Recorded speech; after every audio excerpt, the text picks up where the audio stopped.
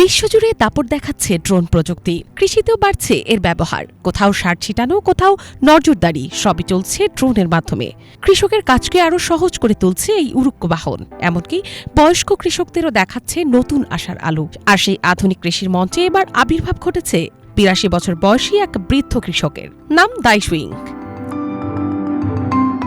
চীনের এক গ্রামে ৮২ বছরের নারী কৃষক দাইশুইং চীনের আনহুই প্রদেশের এক গ্রামে ড্রোন ব্যবহার করে নিজেই ফসলের মাঠে সার দেন তিনি। প্রযুক্তির সঙ্গে এই বৃদ্ধার এমন মেলবন্ধন চীনের সামাজিক যোগাযোগ মাধ্যমে ইতিমধ্যেই ব্যাপক সাড়া ফেলেছে।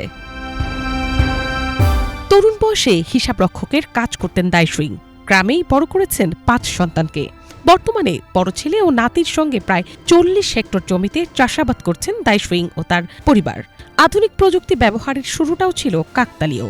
নাতি কৃষিকাজের জন্য একটি ড্রোন কিনে আনলে কৌতূহল হয় এই বৃদ্ধার। বয়সের কারণে মাঠে ভারী কাজ করতে না পারলেও নাতির কাছ থেকে দ্রুতই শিখে নেন ড্রোন চালানোর পদ্ধতি। দাদির এই প্রযুক্তি নির্ভর কৃষিকাজের ছোট ছোট ভিডিও সামাজিক মাধ্যমে পোস্ট করতে শুরু করেন দাইয়ের নাতি। অ্যাকাউন্টের নাম দেন ওল্ড ফার্মার গ্রেটফুলি লাভড। এসব ভিডিও ছড়িয়ে পড়লে হার্ডকোর গ্র্যান্ড মা নামে বেশ পরিচিতি লাভ করেন দাইশুইং। এখন লাইভ সেশনের মাধ্যমে নিজেদের উৎপাদিত চাল, রান্নার তেল সহ কৃষিপণ্য অনলাইনে বিক্রি করছেন তিনি। আধুনিক বিশ্বে যখন ড্রোন প্রযুক্তির ব্যবহারে কৃষি হয়ে উঠেছে সময় ও শ্রম সাশ্রয়ী, তখন বাংলাদেশে এসব প্রযুক্তির ব্যবহার এখনও সীমিত।